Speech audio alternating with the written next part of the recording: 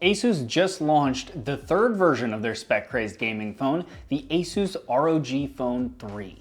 And since ASUS sent one over to borrow for review, I figured we could do a complete walkthrough as is the usual, where we'll go through all of the specs, the features, run some tests on it, etc. so you guys are better prepared should you be in the market to actually go buy one. Now, with that said, there's a lot to go through. So, let's get started with the hardware. The new version has sort of followed suit with the last version in that the ROG Phone 1 to 2, the design was similar but got a bit more refined and less aggressive. And here it seems they've refined it even further, just a bit more. Don't get me wrong, it still looks like a gamer phone. It's just slightly less than before. And frankly, I think that's a good thing. But what really matters, if we're honest with ourselves, is that we still have our RGB logo on the back. You can control this with various different lighting effects, from strobing to color cycling, deciding when it's on, etc. And you can do all of this inside the included Armoury Crate app, which we'll talk about in more detail later on. For the display, we have a 19.5:9 aspect ratio, 6.59-inch AMOLED HDR10 Plus panel that has a crazy 144 Hz screen refresh rate paired with a 270 Hz touch sampling rate. That means that the image on the display can refresh at up to 144 times per second, and it can register touch input from your finger up to 270 times a second. Bottom line is that scrolling, animations, and games that support it at least will look and feel smoother than usual. You can also adjust the screen refresh rate in the settings to either 60, 90, 120, or 144 Hz locked on all the time, with lower refresh rates utilizing less battery power than higher ones. Or you can leave it on auto and let the phone adjust it according to what is currently on the screen, which is what I would just recommend personally. That screen is also reported to have a 650 nit brightness, with me getting around that when testing it, which means that outdoor visibility is better than on most phones, which is nice. Above the screen, we have a 24 megapixel f2.0 aperture front-facing camera that isn't, surprisingly for nowadays I suppose, in any sort of notch or punch hole. Instead, we have our old-fashioned camera in the bezel above the screen. And the phone also has 4 built-in microphones with noise cancellation apparently, and here's what that sounds like and what the 1080p front camera looks like. We also, thanks to the bezels, have front-firing stereo speakers above and below the screen using Durac HD sound and dual smart amps, and they sound like this. You want to crash a plane, but not from the air. No, it's so dramatic. Well, how big a plane? That part is a little dramatic. Moving around the phone, we have nothing at the top. On the right, we have our volume rocker and power button, as well as 2 ROG words etched at either end. These are actually where the AirTriggers are. Now, if you aren't familiar with the ROG phones of the past, these are touch-sensitive areas that you can use as buttons while in games. Essentially, you can create virtual buttons on the screen and place them over whatever on-screen controls you want to operate, and then tapping one of these areas, the phone will then simulate a tap of that button. However, on the ROG Phone 3, they've updated these to be able to be split into 2 buttons each, so you have 4 in total now to use, as well as adding swiping left or right on them to either simulate 2 separate button taps, or actually simulate swiping on the screen horizontally or vertically as well. You can also shake the phone to activate another touch point on the screen of your choice. The whole system is actually quite clever, no? On the left, we have our dual USB-C port, which is where a lot of the optional accessories attach to, of which there are a few new ones, and ASUS also says most of the older ones will continue to work as well, which is great. If you do want to learn more about the specific new accessories, here's a link to my buddy MJ at Gadget Match's video on the ROG Phone 3, as he managed to get his hands on a bunch of them. Besides the accessories though, that port can also be used to charge the device, handy for playing landscape games while still wanting to be plugged in without it getting in the way of your hand. Now, speaking of charging, we also have an included 30-watt charger that supposedly gets the insanely large 6,000 milliamp battery inside here from 0 to 75% or so in about 45 minutes or so. So, as is the usual, let's see how that goes really quickly.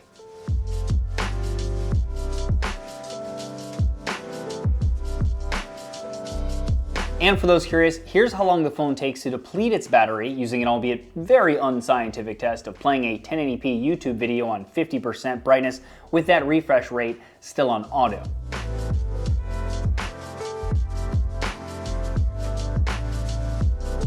Now you can subscribe to the channel and ding the bell to be notified when my real-world test of the phone goes live, which is where I do camera comparisons and put them all up on the screen of this phone and its competitors, as well as a battery test in the form of a day of typical use with my screen on time, my usage and everything as well.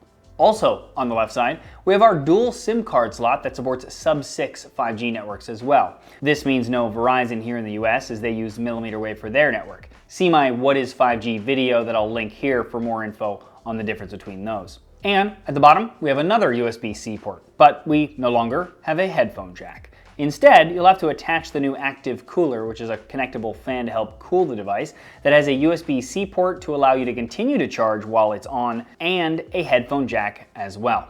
The device can also be squeezed in a short or long level, and each can perform a different action that you can customize in the settings. By default, the long squeeze triggers X mode, which is ASUS's gaming mode basically, that further bends the CPU and GPU to a higher frequency, as well as a few other performance tweaks too. Speaking of performance though, under the hood we have a Qualcomm Snapdragon 865 Plus, which is basically an overclocked version of the Snapdragon 865 with about a 10% boost in performance apparently. That is paired with either 12 gigs or 16 gigs of LPDDR5 RAM and up to 512 gigs of UFS 3.1 storage. For security, we have the choice of Face Unlock or using the in-display fingerprint sensor, both of which are snappy enough. For connectivity, we have Bluetooth 5.1, the aforementioned sub-6 5G, and we have Wi-Fi 6, which you can learn more about in my decoder episode on that at that link above. It also has a little 6 icon that comes up whenever you're connected to Wi-Fi 6, which is just, I don't know, kind of a nice touch. Moving around the back, we have 3 cameras. We have a 64 megapixel Sony IMX686 sensor with an aperture of f1.6. The sensor has 0.8 micron sized pixels, and by default, these pixels are binned or combined in 2x2 squares. So, you end up with a 16 megapixel image with 1.6 micron sized pixels when you're done. This gives us lower resolution, but much better low light performance and dynamic range in general. Next, we have a 13 megapixel, 125 degree field of view ultra wide camera with an aperture of 2.4. And finally, we have a 5 megapixel macro camera with an aperture of f2.0 for taking photos super close up. It sort of feels to me like somebody really wanted to just say they had a triple camera system and macro cameras are just cheaper than normal camera systems. So they just were like, yeah, just throw that in there, cool. Yeah, we have 3, definitely 3 cameras. For video though, we can shoot in up to 8K at 30 frames per second and slow-mo up to 4K at 120 frames per second. For software, we're running Android 10 with ROG's UI on top, but something I like that ASUS did here is that they let you switch this UI for what they call Classic, which is much closer to the vanilla Android experience. Thankfully, ASUS doesn't install any bloatware on the device either, at least on this unlocked version, and the only real pre-installed software is their own Armoury Crate app that I mentioned earlier. This app lets you adjust the lighting effects of the logo on the back, as I said, but becomes a hub for any games that you install, as well as allows you to customize the performance settings in so many ways. You can do things like adjust the aforementioned X mode settings in some simple tiers if you want, but if you are so inclined, you can actually go into the deeper settings here, aptly named Hardcore Tuning Mode, and adjust all sorts of frankly nerdy parameters. Maybe you just want to raise the minimum clock speed of only the 3 smallest cores, or just the 1 largest core, or any number of other crazy things in here.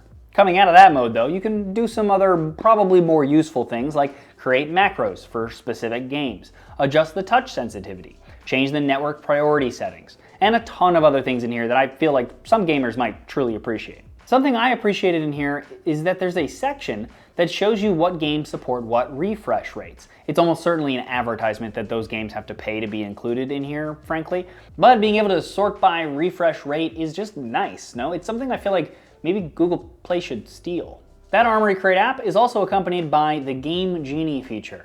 I wonder if ASUS knows that they stole that name from an old device that used to help you cheat on your console games. Anyway, this feature isn't a separate app, but it is a UI overlay that you can pull in by swiping from off the left side of the screen in a game to get access to some of the things I mentioned in Armoury Crate, plus some other things like screen recording options, adding a crosshair for shooting games that don't have one, etc., etc. Now the new ROG Phone 3 will be available globally in a 12 gig 512 gig model for €999 and a 16 512 gig model for 1,099 euros, with different regions having various other SKUs depending on that region. There you guys, I will leave a link below to the best price that I could find on this device. If you're so interested in learning a little bit more about it, you can click that link there. But if you like this video, please thumbs up it.